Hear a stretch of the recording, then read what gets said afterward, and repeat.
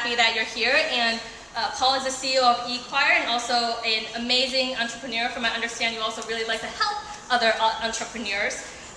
So without further ado, please welcome Paul DeJoe.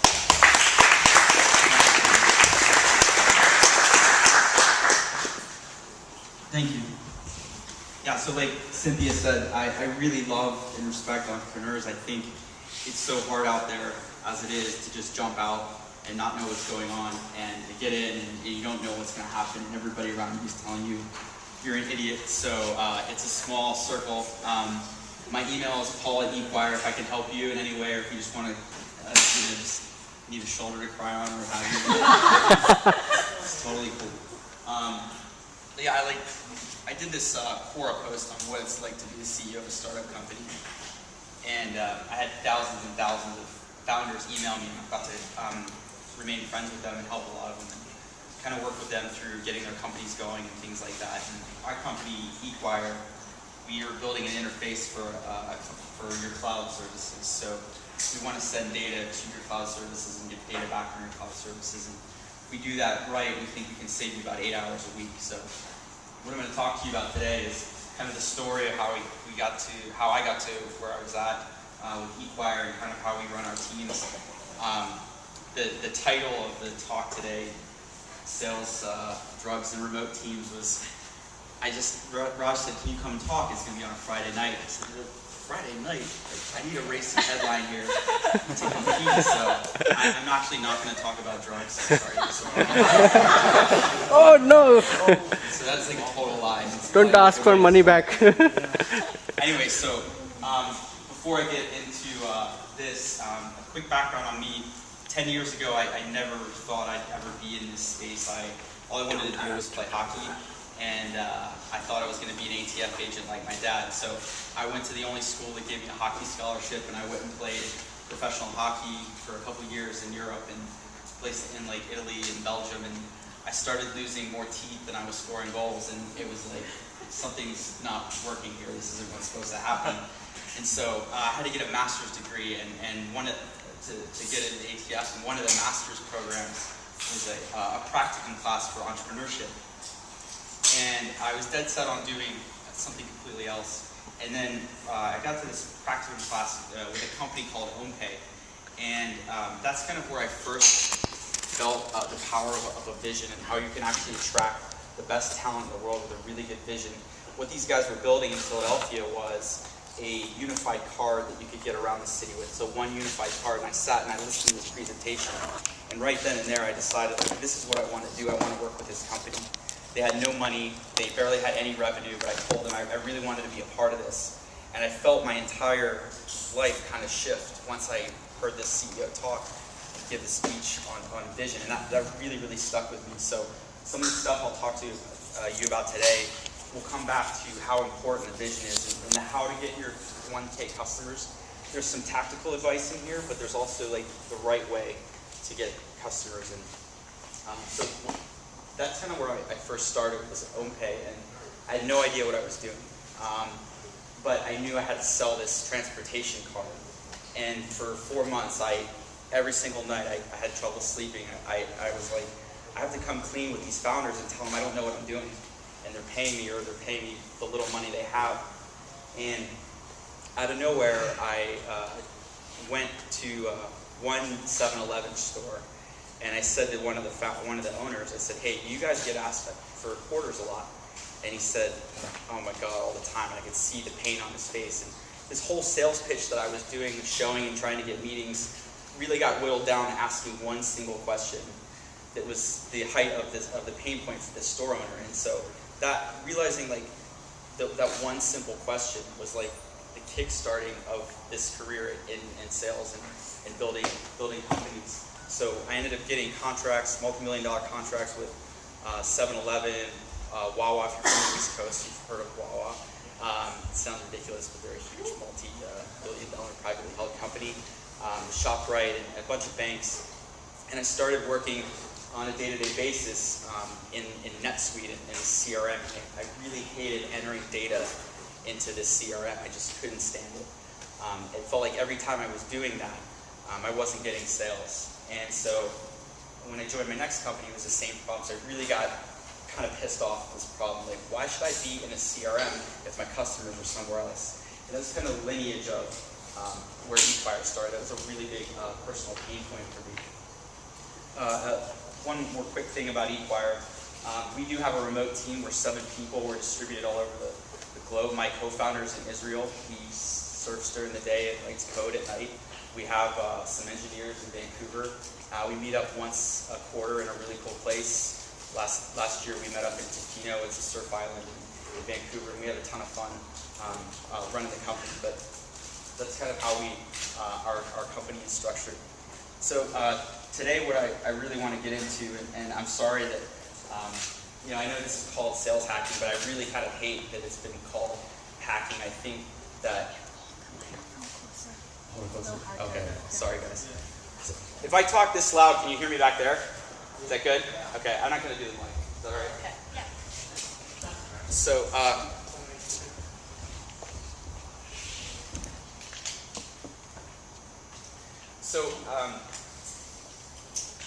what I really don't like about the idea of sales hacking, it sounds spammy and it sounds like cheap ways to get customers.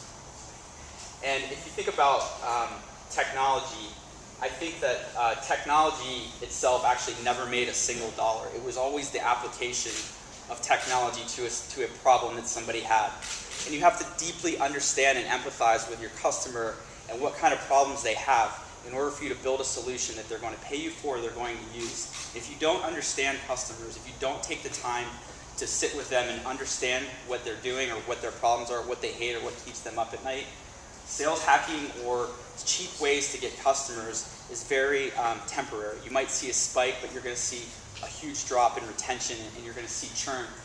What will happen is you'll start, if you hack your way to a certain amount of customers, you'll start making decisions because you'll see spurts of revenue and you'll say, oh, this is working, and then you'll start scaling a little bit too early. And then what happens is, in the long tail of a customer life cycle, they'll start falling by the wayside. So today what I really want to talk about is something I'm passionate about too. It's just like, this is a science, and it should be. And for too long, so many people have got pushed to an account executive role because that's what the company feels like is the lower end of the food chain at the company. And I don't think that's the case. It's so much harder to get customers today than it is to build a product.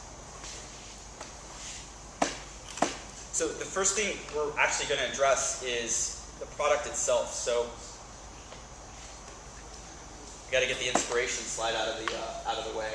So you can have the best sales team in the world, and I think one of the things that you have to be conscious of is 2 reasons why you'll fail with the product. If you don't have the product market fit, okay. So rather than me try to explain to you what product market fit is, Mark Andreessen says that this is more important than team, this is more important than a single product, this is more important than vision.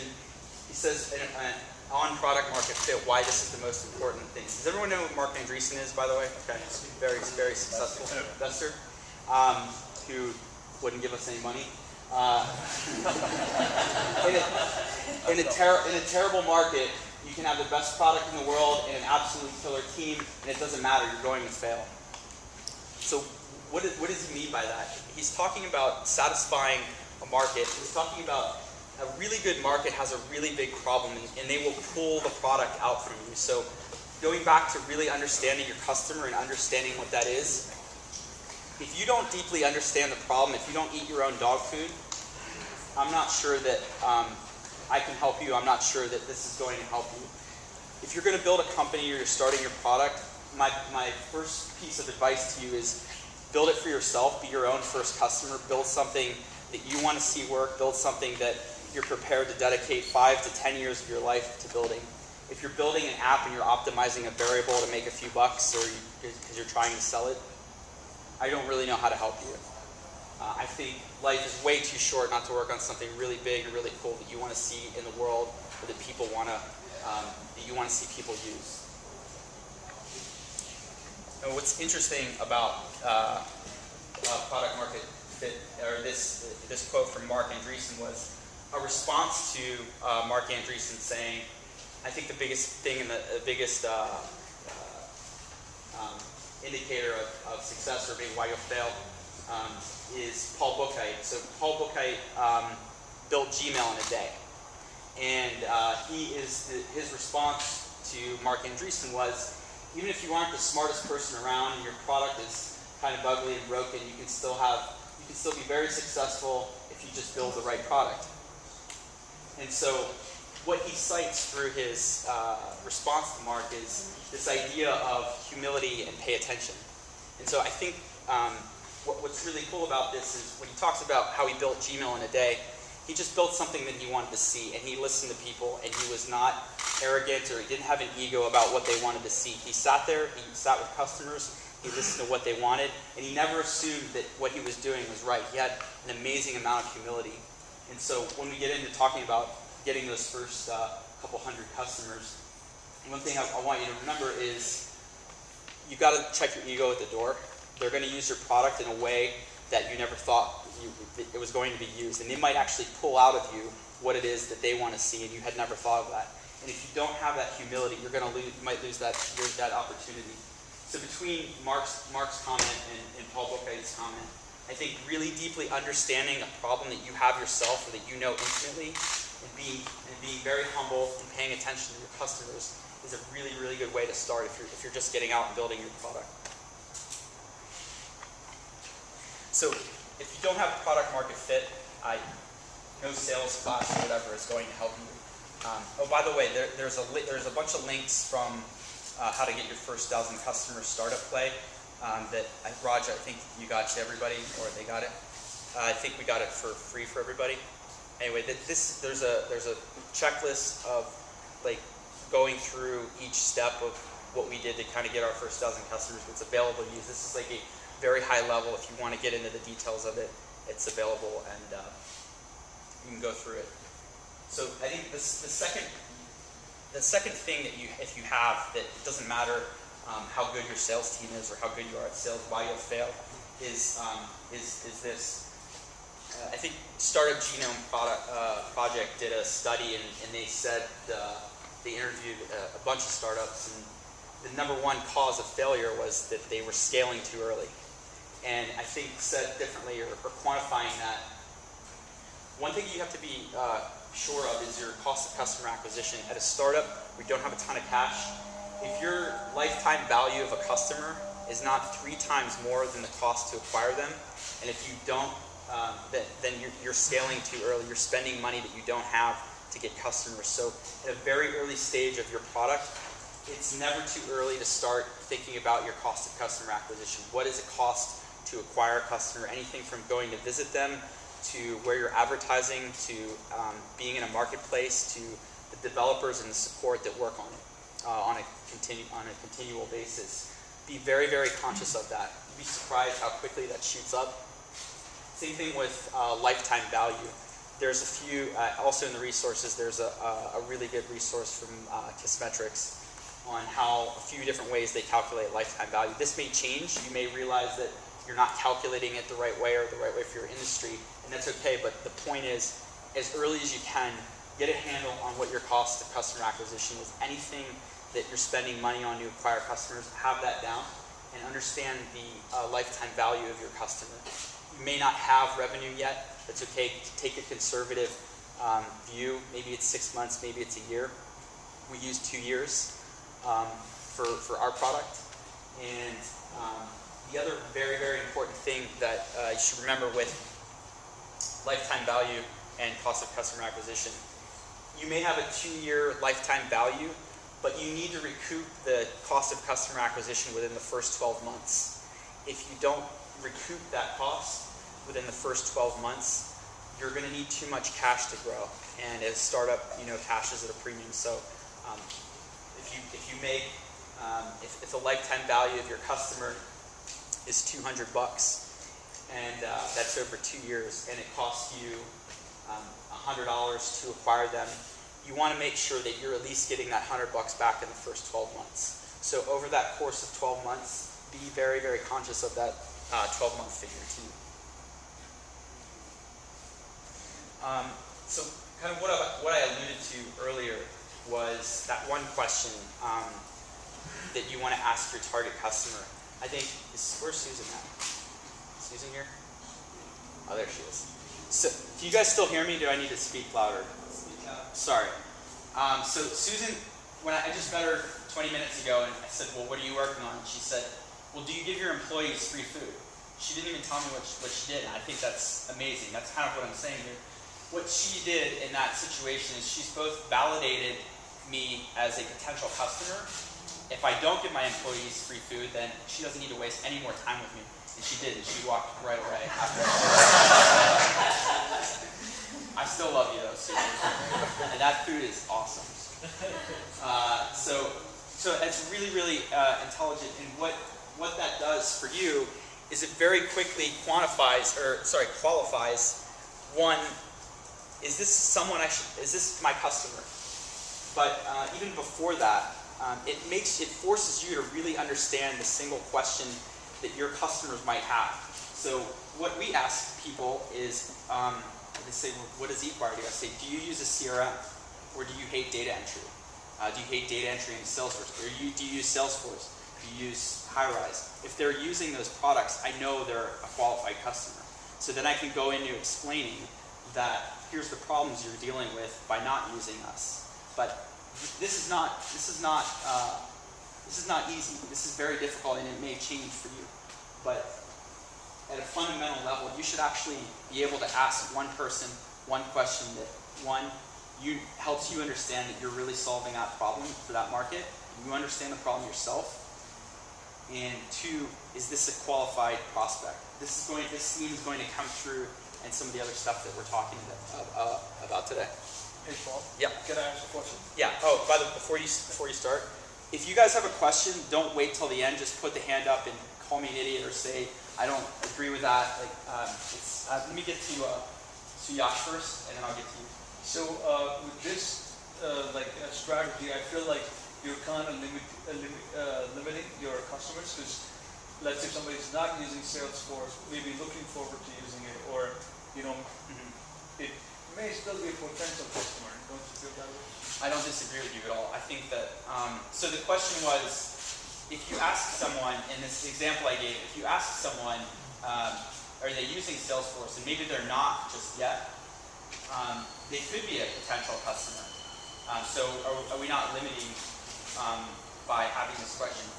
I don't disagree that someone eventually is going to become a customer, that I could be alienating at that point. But at this life cycle of your company, being laser focused on in that situation, you have to wait for them to get Salesforce and then reach back out to them and then explain the problem. And while you may be alienating that at that point, you can put them in a MailChimp list to follow up with later. But as far as spending money to acquire them, no, I'm not going to spend money to acquire this person as a prospect at that stage. But it's a great point. It comes back to just being laser focused on, can I knock out the people that do have Salesforce right now? Yeah. I think when I said the equation, the CAC does not equal 3 times LTV. What are you meaning with that?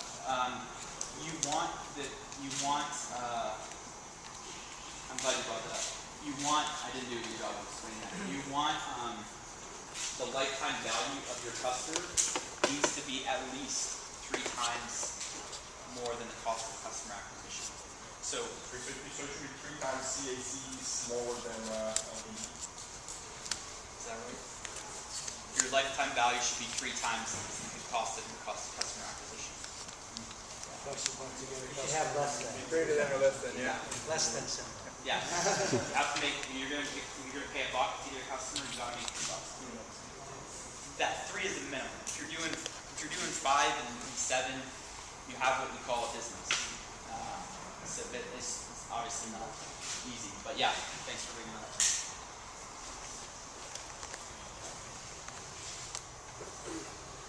So one of the concluding thoughts on product, or one of the last things is the thing that matters the most.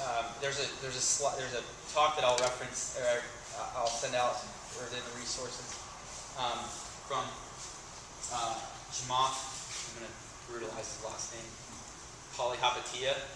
He was the one of the first executive team members at Facebook. He was in charge of getting them to 1 billion users. He was at Facebook when they were 20 million users, and he's wildly successful. And he gave his talk at the Growth Hacking Conference, I think it was last year.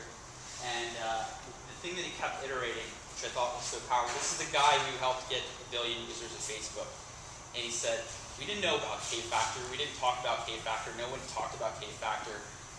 Build a product that's awesome that you want to see. Get people in the door and get them to that aha moment. That aha moment is your entire company.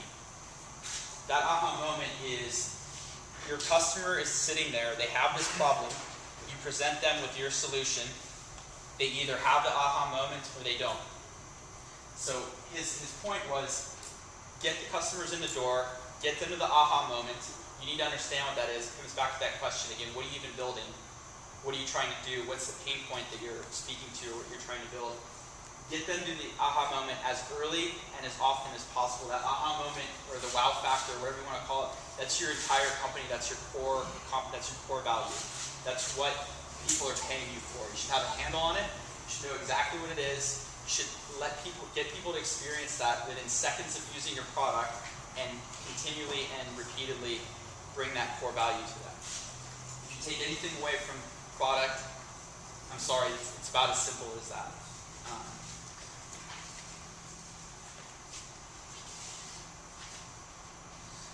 Another really good talk that from Dave McClure from 500 Startups is called Pirate Metrics. You can see why they're called that. But he talks about the only really thing that matters as far as metrics, and when you start tracking metrics from your customers and your users, this is a really good funnel to have. When we give our investors updates, this is the funnel that we give them. We just show acquisition, how are we doing at getting customers to our site, how are we doing at getting all our funnel, everything that's that our funnel is, how are we doing at optimizing it, is it up from last month, how much does it cost to get people to the door to at least know about us. That's AdWords, that's marketplaces, that's advertising, activation. Once they come to the site, how good are we at converting them to at least trying it? Where are they getting hooked up? Where are they missing it? Where are they not continuing? Where are we screwing up? Is it up from last month? One of the things that I think you get a lot of credit for is our onboarding process. My co-founder, Tal, he did an unbelievable job, I think, at how he built the onboarding process. We don't ask for an email, we don't ask for a sign-up, we don't ask for a credit card. You can use eCuire without ever even touching the keyboard. And he also said that you can email him with any questions. He's just Tal at eCuire if you want some advice on your onboarding process. But you can check ours out too, how we do it. We try to make it as absolutely seamless as possible. We said, how many steps can we reduce this to where you know about us to where you're using the product? It's not easy, it's pretty tough, but that is a very critical step in the metrics that you should be thinking about as you're acquiring customers or you're building the product out. Retention is critical. This is telling you, this guy tried it this month, is he trying it next month? Is he trying it next year? So retention is very, very difficult to maintain and get above a certain level of retention because you have this thing called churn. And if you're not continually delivering on that core value, you get customers that completely fall off the wayside. So you have to look at metrics like what were the series of events that led to an uninstall, or what were the series of events that were exposed to this customer that led them to not wanting to use it anymore. A lot of the reason that these metrics or this slide is so early in the presentation is these are going to change for you. You're going to figure out ways that measure it differently, but it's so critical to measure as soon as you can once you get the product out and start getting that data in, because you're going to screw up with how you're measuring it or how you're reporting it. You got to get that out of the way before you start getting a lot of customers in. referral. So a lot of what I'll talk about today is there's intelligent ways to build evangelists. I think the most valuable thing you can do is create evangelists for your company or from your customers. They'll talk to people like them on your behalf for free. They'll get you more customers.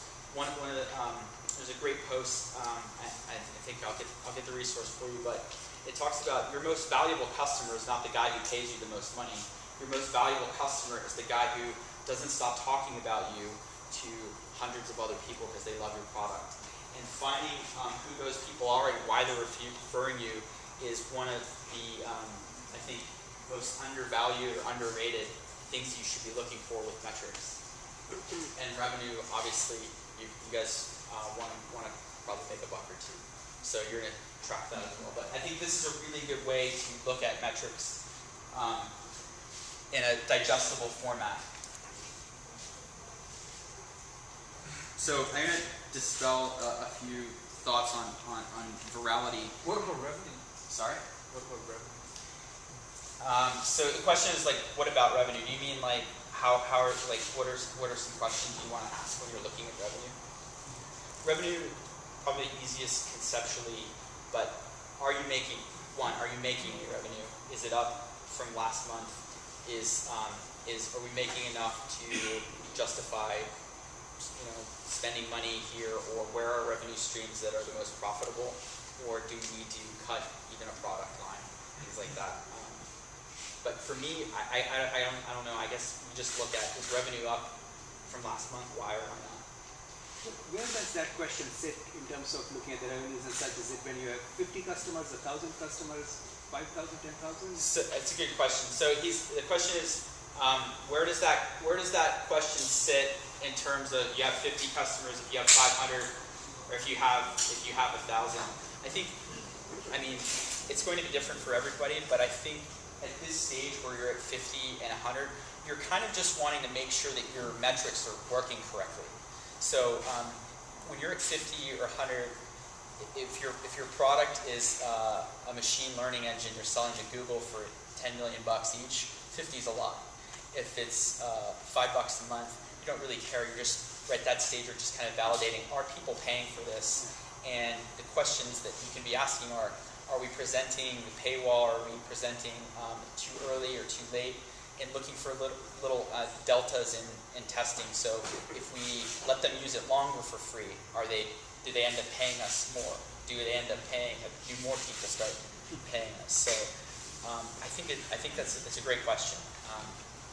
I don't really know if I know the answer. I think just at an early stage, you're just seeing if your metrics are tracking correctly, and then you get to 1,000, you can start like making assumptions that okay, if we change this variable, we may increase or may not, and that's meaningful. I guess it's whatever's meaningful as far as revenue is concerned for your company. So you guys offer a free trial. How long is the trial, and do you have multiple tiers of like accounts that you can sign up for? Yeah. So Yash was asking, so with our company, what do we do, or what do we offer as a free trial? And yeah, we do offer a free trial, and it's 14 days, and then we pop a paywall out and say you can pay or you can refer your friend. And it wasn't always 14 days. We started and we tested. Do we want to charge based on how much you use it? So we started doing that, and then we said, well, let's test. Do we want to give them 30 days? And let's test that. And what we found was we used Mixpanel to look at data, and Tuan, our marketing director, found some unbelievable data that said it actually doesn't matter for us. If we could get a user to try Inquire 5 times, then it doesn't matter if it's 14 days, it doesn't matter if it's 13 days. So let's optimize the funnel when they start to just have them use it twice right from the beginning. So when you sign up when you try our product, before you even know what you're doing, you've already used it twice.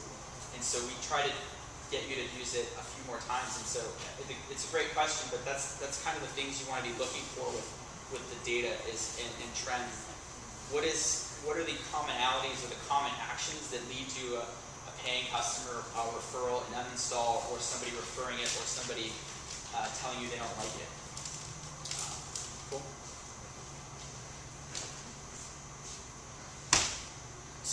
So virality is like this idea that I'm going to put this product up and it's going to be so good because it's the internet that 100 million people are going to use it and I don't need to sell anything. And if you have a product like that, awesome. Like, good for you. I mean, we don't have a product like that. And we're trying to make it so that it's easier to share or it's better or people can refer easy. The only thing you can actually control for, you don't know if something's going to be viral or not, is build a great product. The market is going to determine if they refer, if they use it, or if they love it, or who they tell. If I'm telling you about K-factor and I say 7 and 10 in terms of Facebook, does anyone know what that means, or has anybody heard this before? One of the key findings that they made. Chamath talks about it in his talk.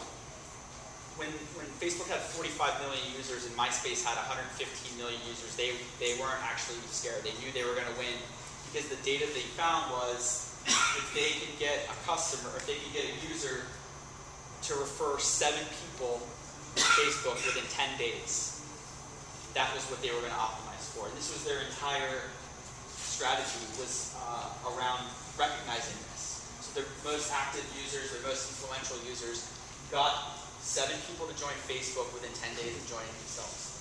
So their entire growth strategy and how they were going to beat MySpace and why they weren't scared came down to actually realizing this. And he talks about it in the talk. It's really cool. But it comes back to, you're not going to build, you don't decide to build virality and you don't go find a service that builds virality in your product. It comes back to building a great product and just being aware of trends in the data. Yep. This question was like before. So before you started with the app, you want to track, so you're able to see people falling off. I guess it's easy when you just have the stats, but the question is probably like why. Right. It's like the cause, the secret is like you want to capture everything, and then you look at the outcomes. But what do you do from the beginning on? Like, what is your ways to like track everything? So How do you say it? How do you say it? So Kel had a question, he said, but at the beginning, how are you tracking why people are falling off if you don't have established metrics in place to measure that? I'm going to get to it in like 2 slides. But if I don't answer it, let me know. By the way, when I'm like getting ready for the talk, it's the thought that keeps coming through my head is really how much I don't know. And the point of me telling you that is this is an iterative process. There's no exact science. You should put stuff out, be humble about it, check your ego at the door. If you disagree with anything I'm saying, go try it. Maybe something else works for you that worked for us differently. But the point is get out there and try it and figure out what works for you. There's enough software, there's enough resources out there where you can run an A/B test when these guys had to build huge back-end algorithms that they had a team to do just internally before mixed panel or Kissmetrics or companies like Balsamiq. So get out there and try it, and something else might work for you that didn't work for us. So we talk about virality. Like what is this idea of K-factor, or what is truly viral? A product that's actually viral has a K-factor of 1. So when I say, when you're talking about K-factor is number of new customers that each existing customer is able to successfully convert. So in this case, we start out with times 0, and let's say we get 10 customers. If those 10, each of those 10 customers send out 10 invites, what you're tracking is how many of those new invites converted to customers. If you have a K-factor of 1, you have a product that's viral that really doesn't need much marketing and sales.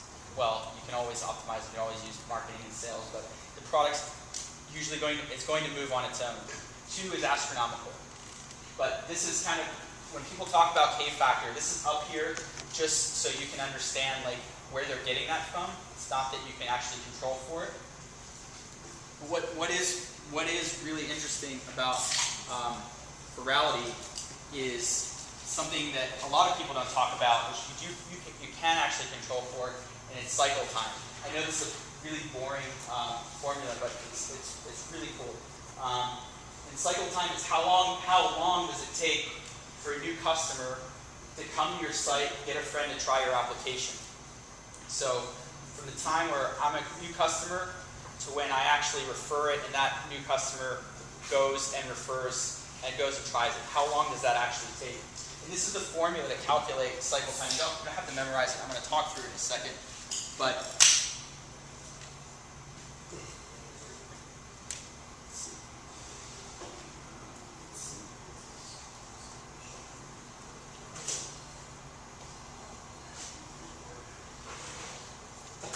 okay, sorry about that. So this is the most important factor to increasing growth that you can control for when you're talking about virality. With cycle time, take a look at the formula here. I'll just give you a brief example. So cycle time is where 2 is the denominator here. So you're going to, in this case, raise the k factor to the exponent of cycle time, where 2 is actually saying it takes 2 days for a customer to try our product and to actually get somebody else to try that product. And in this case, with this formula, after 20 days, that the numerator, that 20, that's however many days in the period that you're taking as a sample, you'll have 20,470 customers with this formula. This is pretty aggressive, like K factor of 2. Someone has a K factor of 2 is probably not at this meetup or doesn't need to show that formula to anybody. But if you take that cycle time and you just have it, so if you say you should take 2 days to actually get somebody else to refer the product, and you get it down to 1 day, in 20 days you have 20 million customers. Okay? Now, I get like how exponents work. They're pretty cool because you can get to really big numbers really quick. The point of this example, and this comes from a really awesome VC named David Stock. He has an amazing blog. It's in the resources. You should read it. This is way more in depth, but this is actually lifted directly from his work, which is amazing. So I do give him credit for it.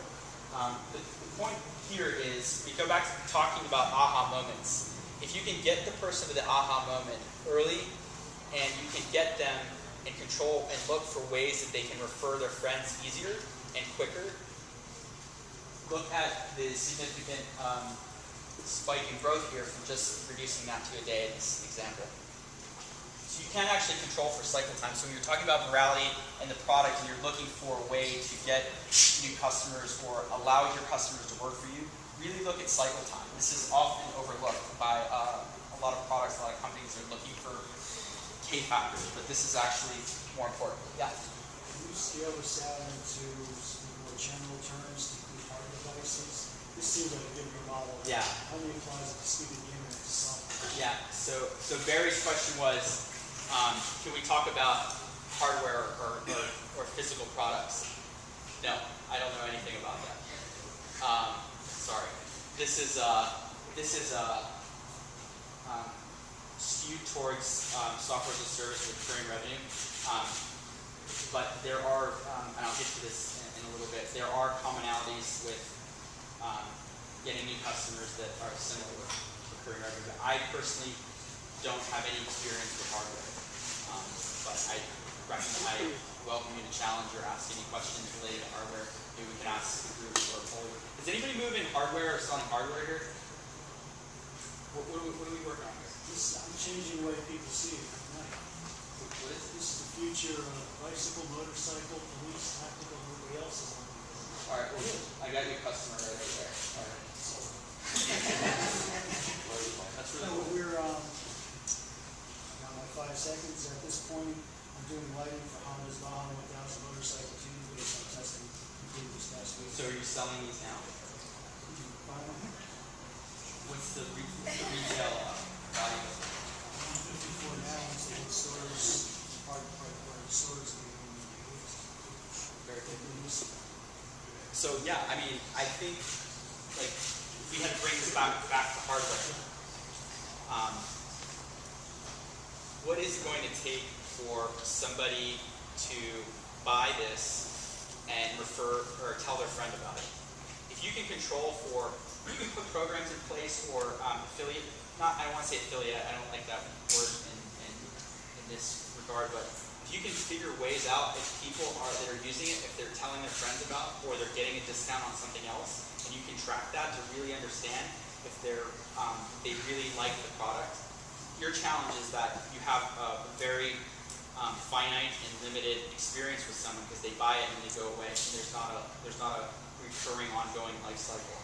So your challenge is actually, are there ways or other things that I can look for, control for, where once I make a purchase or a sale, I can track whether they like it, whether they're going to refer their friends. I mean, that's similar, very similar to what we're talking about here. The 1,000 is kind of a nice number in hardware because that's typically your minimum order quantity for the first production. That's exact. It's same in software. I don't know. There's no real science behind it. For whatever reason, the magic number in software is 1,000 customers. You kind of hit something and you can kind of scale and optimize. So, but yeah, same. 1,000 customers brings in enough money to cover your upfront costs, and then you make money on your next 1,000. Very, very similar. Sorry, what were you saying? Yeah, sorry. So a few slides back here, we're talking about customer acquisition costs. So for a viral product, how do you calculate the customer acquisition cost? Because obviously this is like automatically going up once you... So the question was, if you have a viral product, how are you calculating cost of customer acquisition? If you have a viral product, you're not really worried about cost of customer acquisition. It's moving on its own. It's such a good product that you talk about YouTube, right? They had the highest cycle time. I'm sorry, is that right? No, they had the lowest cycle time you could imagine. It's a video. You see it and you don't even think before you send it out to somebody. So if you think about YouTube, they probably didn't think of customer acquisition costs at all because they're in video and they had a platform, a pretty actually shitty product to start, but it worked and it solved the problem or it allowed people to sell. They weren't worried about it. And that's a consumer product, I know, but if you actually have viral hooks or a product that has a K above 1, you're less worried about cost of customer acquisition than anybody else. All right, cool. Does anyone have any questions on cycle time? It's not that involved of a formula, but it's a little weird. Does everybody? Do you get the concept of reducing the cycle time to get to a referral in a quicker time frame?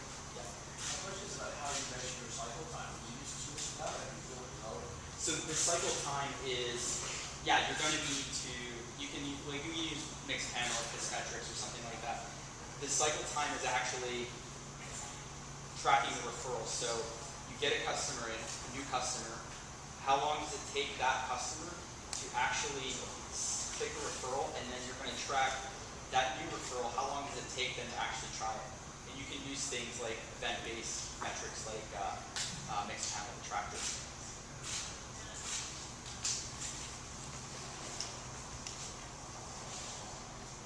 Cool, so one of the things that I really want to talk about today that comes back to really understanding your customer and understanding what evangelists can do for your company is really the core of getting those first 1,000 customers. If you're going to get 1,000 customers, sometimes it seems like overwhelming if you don't have any. I think the first step is really how you're going to get your first 100 evangelists. Why this number is, at this stage of your product, you should have a personal relationship with at least this many people. You should be in a situation where you're watching them use your product. You wouldn't believe how many times, and we've done this ourselves, where we didn't watch anybody use our product, and we just kept trying to get more customers, and there were so many stupid mistakes that we made from just watching people use our product. They didn't understand, they thought something completely different. We made so many assumptions that were completely wrong. And at this stage, where you're getting your first 100 customers, or your first 100 evangelists, you should know who they are, you should know where they work, you should know what they read, you should watch them use your product. You should set expectations with them that you're building something great and you want them to be a part of it. If you ask someone if they'd be interested in being part of something that you're building, they always say yes. It's amazing. And they'll tell you when things are bad without going to Twitter. They'll tell you when things could be improved. They'll help you. And this is a very undervalued step in this process. we write down on a whiteboard our customers' names. And I don't want it in a document anywhere. I want to know who they are. I want to see it every day. Our evangelists. We got all our customers, most of our customers, from referrals from our evangelists. I just met with Contagion yesterday, who, as one of our biggest customers, they got referred to us from user testing. Okay, so that came from sitting on support with these guys for a really long time, apologizing when we screwed up, fixing things when we could, and setting expectations with them. People and customers love being a part of something great, and this is a missed opportunity if you don't recognize that and tell people you want to build something great and you want them to be a part of it. So this has its own slide specifically for that reason. Don't underestimate what an evangelist can do for your company. So one of the things that you might have difficulty seeing it, is some of the tools that we use to actually identify with people complaining about, back to that question, like what is that actual problem, that single question. Some of the tools that we use are very simple, they're free, they're easy to use. This is just an example of doing a brief search on people searching for CRM sucks. This came in 10 seconds. There's 5 people that are complaining about CRM. Those are qualified customers for me. Hootsuite has an amazing tool that's free. You can set up streams that will populate a list for you of people complaining about problems or looking for solutions typical of what you're building.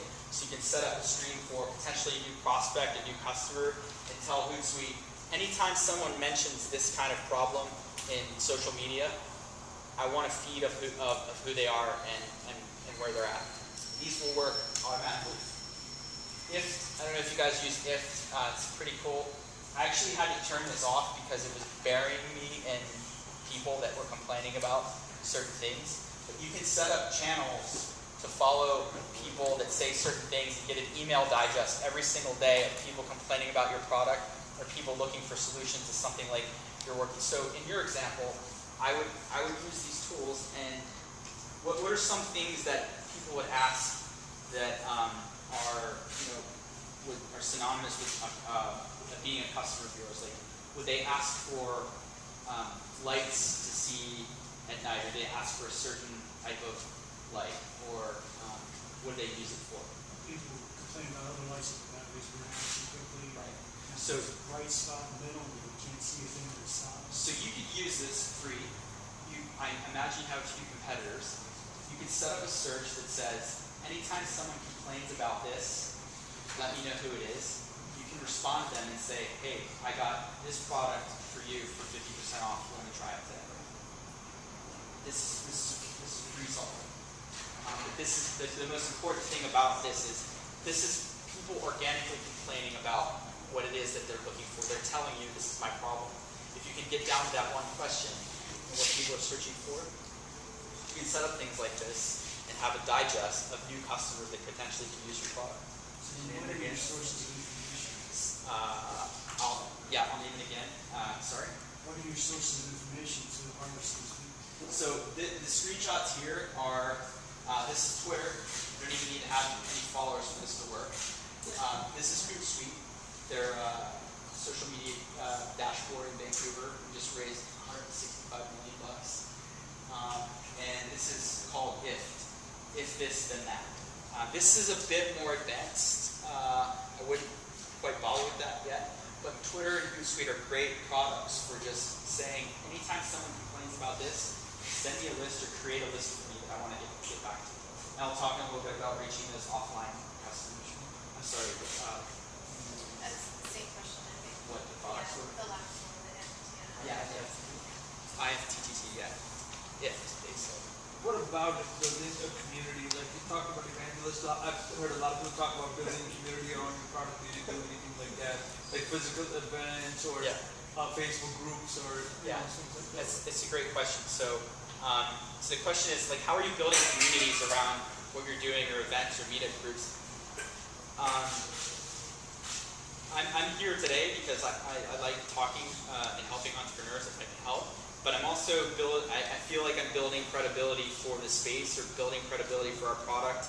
And so I will come to things like this for a startup where and you don't have a ton of people that know what you're working on, yeah, it's really, really important to start building credibility early. One of the things that Hootsuite did that they regularly talk about is before they even had a product, they had an awesome blog and they were talking about social media. Before they even had a product, 6 months, I think it was 6 months before, they had 10,000 people on the waiting list for their product and nobody really even knew what it was going to be. All they were doing was building credibility about the industry and talking about things that were interesting, talking about things that were around the product. One of the things that we'll talk about, it's actually in the next slide. No, it's not. One of the biggest mistakes I think that entrepreneurs make in building a community and establishing credibility, a blog is a really good presence. It gives you some credibility. But what happens is it's very difficult to stay on track with a couple posts a week for 6 months to a year. But there's a few data points. Tom from Redpoint just did a post on this about how just actually sticking with it, it takes like 6 months to actually start building credibility from that consistency.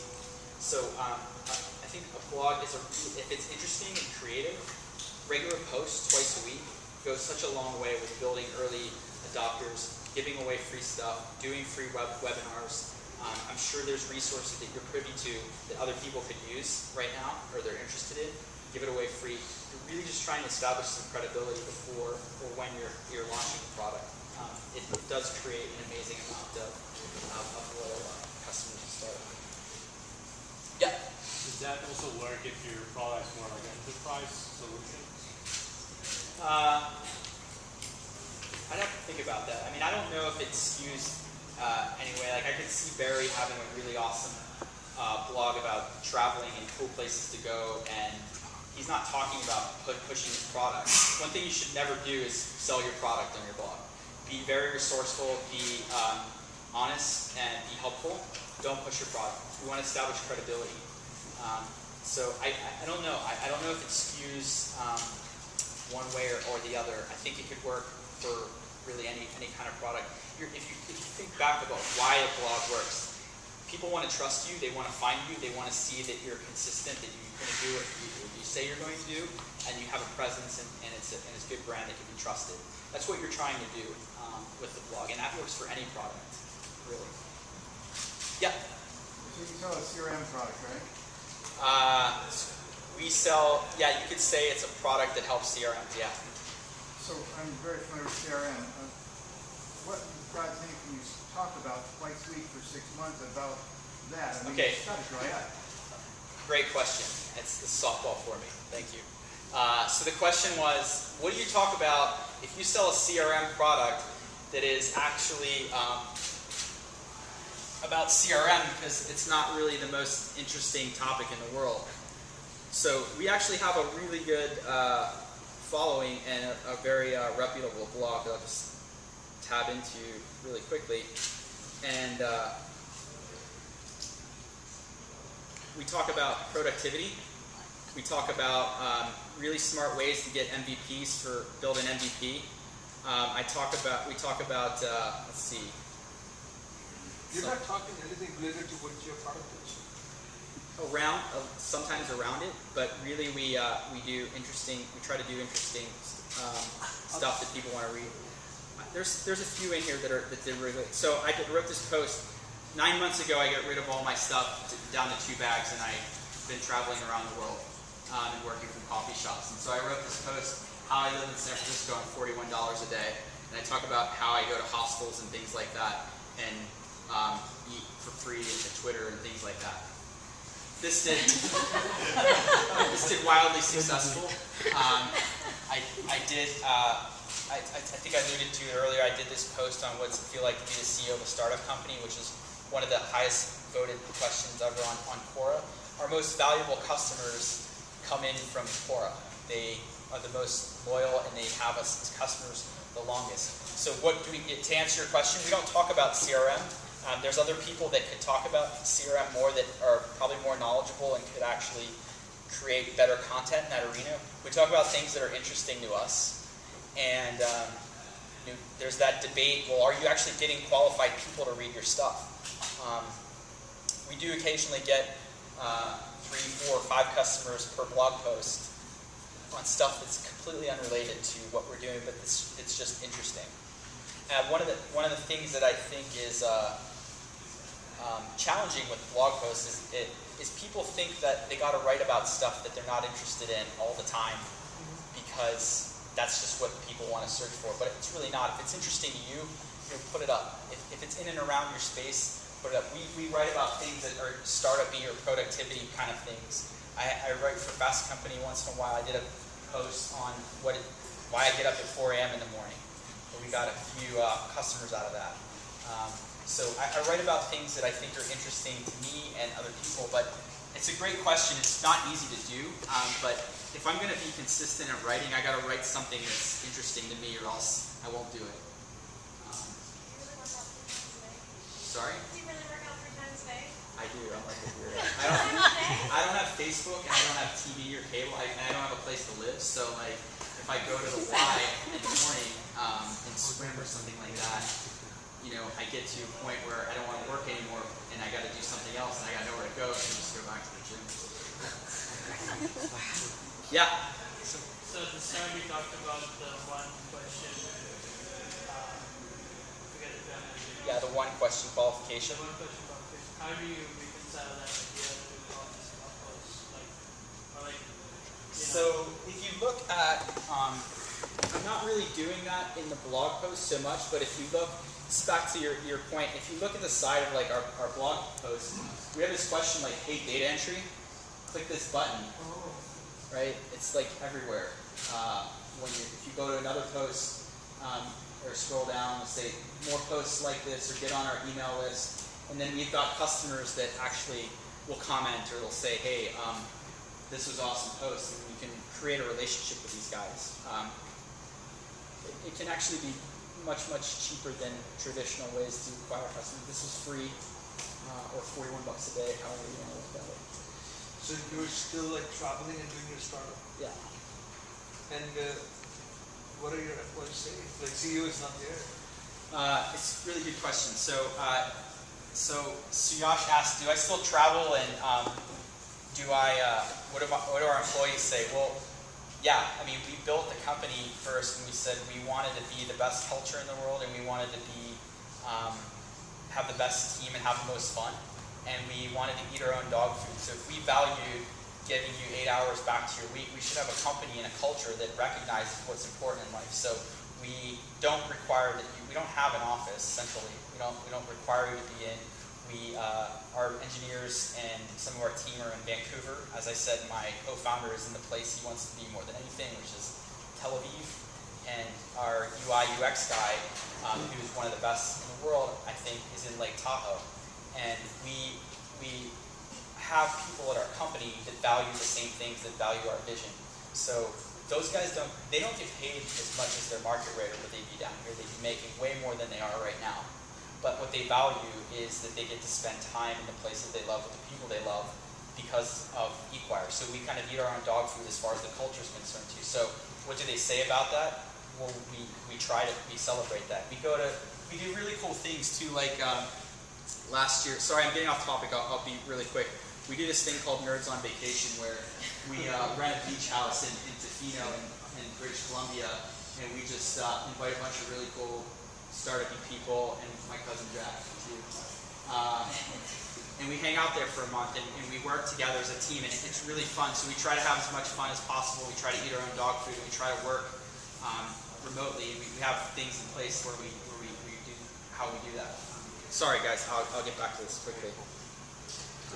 That's cool, but like I've seen like some startups, because you have to work,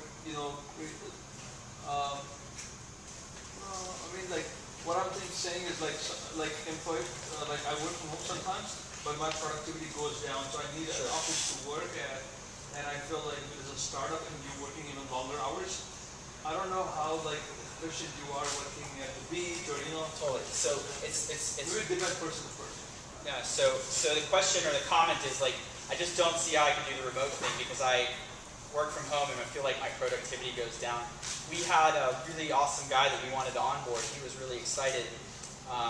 We started working for us for a week, and he's like, I just really can't do this. I need to go check into an office. I need to see my team.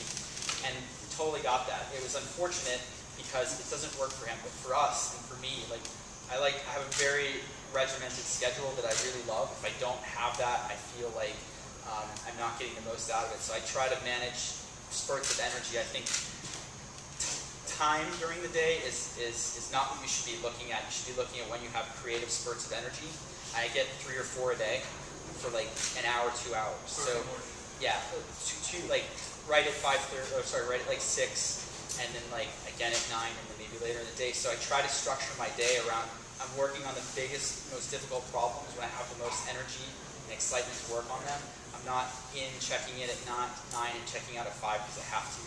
For us and our team, like that works for us. But to your point, and to a lot of our investors who didn't invest in us because we wouldn't actually move to the Valley or we didn't want to be in an office, it doesn't work for everybody. And we don't have it figured out. Like statistically, we'll probably still fail, but we're going to try to make this work. I think that's what's exciting is if we can actually make this work, we might actually change how people look at how they work and where they work, which is exciting for us. So I talked about Mixpanel and Kissmetrics earlier. What we actually used, my second startup was actually at a company called Yorn.com. And what we did was Net Promoter Score. We allowed you to contribute real-time feedback, anything, at any time, on anything. And the thing about Net Promoter Score, this is developed by I don't know if he was a professor at Harvard, but they have this paper that says the one question that matters. And so we built this company called Yorn around like really understanding like one question when you talk to your customers or when you ask someone about experience. How likely are you to refer this experience to a colleague or friend, and why? And so from 1 to 10 is the scale. If someone rates a product or experience a 9 or 10, statistically, they will go and talk about that experience to their friends. If they rate it a 7 or an 8, they are just satisfied. They won't say anything bad. They won't actually be a promoter of your business. If it's a 1 through 6, they're going to walk away and say this was not optimal or it wasn't a good experience. You ask them why, they're going to tell you exactly why they've referred someone or exactly why they didn't refer someone or told somebody not to do that. And it's always actionable data. So we kind of fell in love with the type of data we were seeing and the type of responses that we were seeing. So at our company, we try to use Net Promoter Score as much as possible. So when I'm talking to a customer, I ask them, did you refer this to your friend? If not, why? And they'll say things like, well, there was a latency issue. Or actually, I never understood it because your messaging was off. If you submit surveys to 100 people, you don't even really know what you want to ask them. You don't even know what the right question is. You're probably trying to get down to actionable data. And I think Net Promoter Score is a really good way for a startup to get feedback, get actionable data, and get real conversations from people that will tell you, I liked your light because it worked 12 straight hours. Or someone gets it and says, I didn't refer this because it actually it burned out in and out. So you know that if you want more customers, you've got to improve the longevity of the light. This is the type of actionable feedback that goes right into the product team and says, this is what they didn't like, can we improve this? Can we get them to a 9 if they were at a 6? Or can we get them to be a promoter of us instead of a detractor? So this is a really awesome topic. I would recommend reading up on it. It's really easy to implement. There's companies like Qualtrics who gave us some free, I think, seats for you guys to try out. Yorn, which is free. And there's a few others. But this is a very fascinating way to get feedback. And I highly recommend at least trying and asking your customers these types of questions. So earlier I talked about, to Kel's question, I talked about developing your evangelists and building around the community. So you saw, a blog is a really good way to start establishing credibility. I would start doing that as soon as you can, if you're not already. developing your first 100 evangelists. If you can't get 100 people to get excited about what you're doing or to try a product, obviously not going to get to 1,000. But this first 100, this group of evangelists, the things that you want to be aware of and talking to them about is, like I said, watch them use your product. You'll be amazed at how much you didn't know or how much you took for granted or what they didn't understand. Watch what their cursor does. Watch how they experience the product or what they do. Don't say anything. Don't tell them what they're supposed to do. Just let them do it. If you see 5 people make the same mistake, it's the most valuable piece of data you can get right in front of your eyes. You can change right on the go. If you get past 100 people, you're not going to be able to watch how they're using the product, and you're going to change too many things too late in the game. Back to the NPS question. When they're using the product, ask them to refer the product. If they like it, ask them why are they going to refer it or why they're not referring it, and they'll tell you exactly why they're not telling their friends about it. That's amazingly actionable data that you can put right into the product or right into changes. Another thing that is so important at this stage is, are you actually solving a problem for them? And don't just rely on what they say. Don't trust them there, because oftentimes people will just lie because they don't want to hurt your feelings. It's not that they're bad, but they'll tell you that they're going to use the product. They'll tell you that they've been using it and it's awesome, and they're really not, because they just don't want to tell you, no, it sucks. It was the worst thing ever, and I don't want to use it. That's pretty tough to tell people, and I don't blame them. So talk to them about, are we actually solving a problem? But don't just rely on what they're saying. Look at their look at the usage patterns. Look at mixed panel. Look at the data. Are they actually using the product? So at this first stage of evangelists, I have managing expectations through this circle, because at each stage you should be managing expectations of these first evangelists. So ask them. Tell them you want to create something amazing. This is what you're working on. Would they be interested in being a part of it? Tell them how many times you're going to reach out to them. Tell them when you're going to call them. Tell them when you want to see them use the product. Being this disciplined at this stage is a great foundation for building an amazing product. You're going to get amazing feedback from looking at them using it, watching them using it, and confirming if they're actually using the product. And then they're going to refer it to their friends and their colleagues for you. So spending a lot of time with early evangelists is one of the most important things that you can do. Is everybody cool so far? Any questions, comments? Yeah. I do have a question. What about the first 20, 50 customers? Do you go up to them through the Google AdWords and such, or do you go find them? No. I think if you're using Google AdWords, your first 20 customers, you have no idea what you're doing. Yeah. Because what are you even advertising for, and do you do the product right? You're spending money to acquire customers when, if you have a product and you say to me, hey, I'm building this product, I really would love your feedback to try it. Do you have this problem? I say, yeah, sure, I'd be happy to try your product. These are organic conversations, so the 1 to 100 should be organic conversations. Yeah.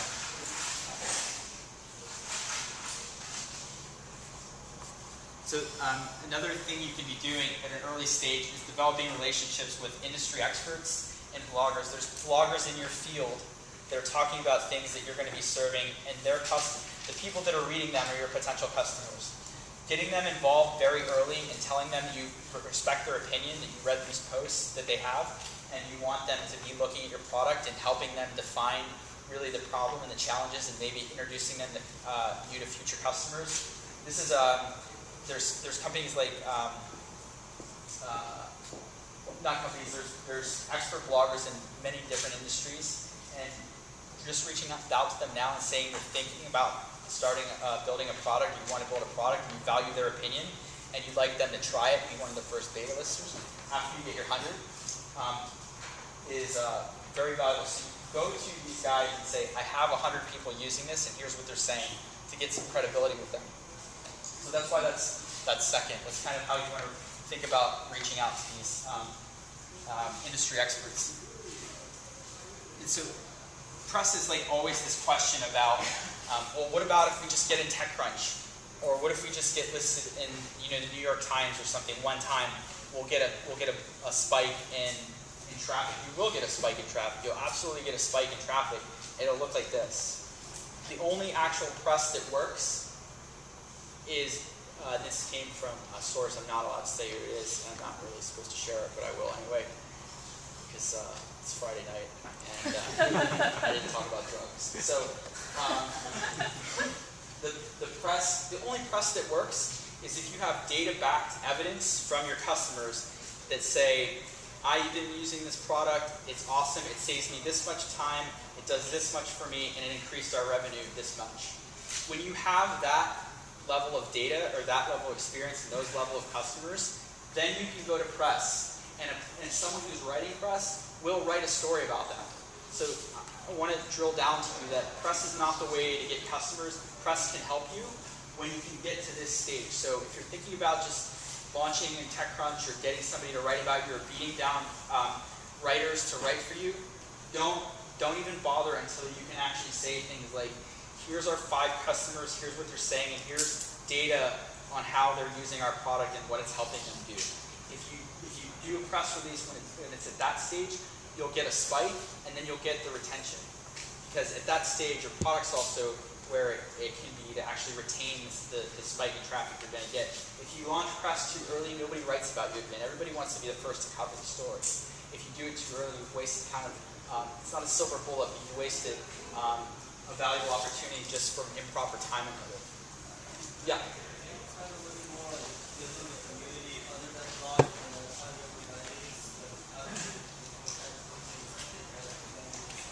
Okay, so the question, what was your name?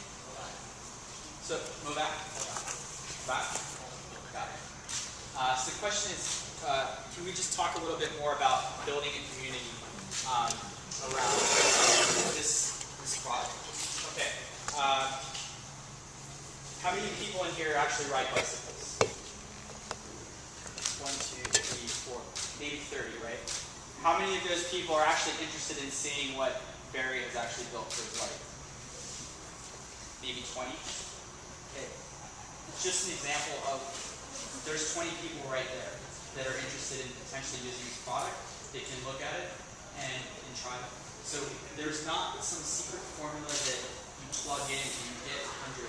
It's busy work, it's difficult, you're going to have really tough questions that come up, you're going to have really bad feedback, it's going to hurt your feelings at this stage, and you want to keep it controlled and keep it small. So purposely, this is not a plug and play or flip on a switch. This is where you're actually going to learn about your messaging, who your customers are, more about yourself. So other than a blog and actually finding people complaining organically about your problem, it's just busy work. And you can have an event like where you're going to talk about your company, but you're going to actually give away free stuff or have a really cool speaker or do something for a community or host an event or make a really funny viral video or something like that. We have a really stupid thing we did. It's really embarrassing. We called it Hot Tub CRM. And my co-founder interviewed me, and I walked in the hot tub with all my clothes on. We did an interview. And that's actually what got us in an intro at Salesforce. We wanted as a customer. There's so many different ways to do it, but I need to stress to you, it's busy work. And if you're not going to do that, you're not going to get to the customers. You have I don't know, the tenacity to stick with it when it's not going well, or you have those 1,000 customers. Is that video on YouTube? Yeah, you want to see it?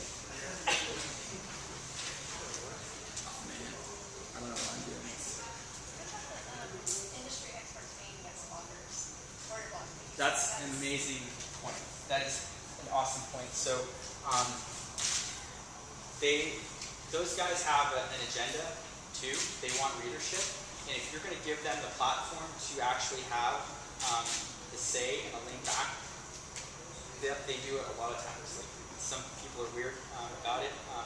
For example, I asked this guy to do a post for us, and he said, I can't actually do a post unless you can guarantee me, I think, 100,000 views on it, or something like that. Which, I mean, I can understand. We probably didn't have that readership at the time. But you're going to need to build something that is interesting, and you have some readership before you just go right to those guys, because they have credibility too. Like, they want to be on something that's reputable. recently interviewed Gabe Weinberg, the founder of DuckDuckGo. You know the search engine DuckDuckGo. So Gabe's an advisor in our company, and I emailed him, or I interviewed him on our blog about how he started DuckDuckGo and where he came up with the idea and things like that. It's really interesting. I think only 10 people watched it though or something. But sometimes that stuff's hit or miss, but absolutely if you can get some industry experts, it comes back to this industry expert point, which is like, that's all about establishing a relationship. Speak up? Sorry. But that's a great point. I think we'll show the video at the end. So the last section, so we talk about virally getting customers and then building evangelists and like doing some inside sales or actually growing your network of evangelists. The last section is about enterprise. So if you're actually selling into an enterprise customer, like let's say like a Hootsuite, or you're selling into Box.com or eBay or HubSpot or something, you want them to buy your product. There's a couple things that you want to think about. Does anybody know why the best enterprise salespeople and sales executives and professionals in the world go to these three industries? Anybody have any guess? They have big pockets. Pretty good, pretty close. There's a hint on the bottom of the screen here. So the guys who make the most money, the guys who are the professionals that get like million base and like unlimited commission, like the rock stars that are really good at what they do, they go to the industries that are big pharma, energy, and finance. And yes, Walter, these industries do have deep pockets, but the thing that is why they're attracted to this industry is because the product they sell has the highest risk and the highest reward for either using it or not using it. If you sell the wrong drug, or if you sell the wrong financial vehicle, there's catastrophic repercussions, good or bad. So the guys that are really, really good at what they do and really good at sales, they know how to phrase their product, which is the highest risk possible for you not using my product and the highest reward possible for you using the product. And so their conversations and the data that they present and that they research is around that exact situation. High risk. If you don't use this, your nuclear power plant is going to shut down and you're going to get sued and you're going to be in jail for 100 years. If you do use this product, we're going to save you $22 million a quarter and you're going to be on the cover of Forbes for your decision. Okay. Obviously, that's not really how the conversations go, but as an example, the reason that they're attracted to this industry is because they can sell these high margin items because the conversations are around highest risk, highest reward. So we'll kind of talk about some parables you can draw from that. This is your best tool in enterprise research. For a 2-minute conversation with the CEO of a company, it's not uncommon to do 60 hours of research on what their goals are for the quarter, who's using the product, who's potentially using the product, how much money they have, how much of a budget they have. These are things that are available with very a committed regimen to research for these companies. So this is your best friend at an enterprise. You can't know too much about what they're doing, about who the decision makers are, if they have a budget, who's the end user, what they're worried about, what's coming in the pipeline for them, and what they're looking for in the next quarter. Yeah? What are some of the tools that you use for this research? Sure. So get to that. So the question was, what are some of the tools that you get to this research? Unfortunately, it's back to busy work too. So like, I'm going to use Box as an example because they were actually using this as a customer. And like, that's enterprise type software. If you're going to spend time doing research, you need to have a ticket item that warrants the time that you're going to spend with them. So industry like tools like Gartner or where trends are heading is a really good way. So in your example, you might be talking about where you could be researching where trends are heading with the research you're doing or with your product line. And bringing that knowledge to the table is one part of research. Like building your own credibility is a really good way to do that. The other things you can do are talk to customers, or sorry, talk to employees that are lower on the food chain at these companies. Start bring them a coffee, ask them about what they're working on or what they can help with, or what are some challenges they have. Go to events. I met Dan Levine, who's the COO of Box, at a conference in Grow. And I had my research done because we had an end user that was using our product, and I knew what they were doing, and I knew they had a goal of getting this many new customers, and I think they were preparing for like an IPO, or that was the talk or something like that. So my talk with Dan was literally 2 minutes. I started saying, hey, we have a common contact, my friend Roy, you know my friend Roy. It's like, oh yeah, how do you know Roy? So there's the icebreaker, then right into what they're doing, and then there's the ask. So it's busy work. For an enterprise, you're going to be spending a lot of time doing research but your ticket item has to be really high in order for you to spend the time. So some of that inside scoop you get from the employees. Yeah, you can. Yeah. Okay. Any way you can get that, this is the answer. It's difficult. It's what separates an amazing sales executive, a real professional, from everybody else. They love doing the research. They love finding out more about the company than the company knows. If you can present what's going on in your company and the CMO can't, the credibility you're going to have with them is going to skyrocket. And of course, they're going to trust you to try a product or demo. So you said you do the icebreaker, you ask them, but like a friend of mine, he's a business development guy, goes to a lot of networking events. He told me never to tell them, never to talk about like business when you first meet them. Just chit chat, and then later he brings it up. Next meeting or email. I think it's a great point. So Suyash said, his friend said actually, who's a business development professional, never talk about business when you first meet someone. I couldn't agree more, and I think the most opportune place to meet somebody that you want to do a deal with is way away from the business or in the scheme of things. If a guy's going to a golf outing, the ShopRite deal that I referenced earlier, that happened at a golf outing where I went to their golf outing. We didn't talk about business at all. Establish a relationship. If you can find where they like hang out, what they like doing, are they speaking somewhere? Do they like to attend events? What charities do they work for? That's where you can actually establish really good relationships, where they're going to give you attention. But yeah, I think it's a good point. Sometimes you don't have that luxury, you just have to make your best effort. So the thing about that 2-minute talk, it also resembles, there's a resource here too, it also resembles an email conversation, which should be very simple and short.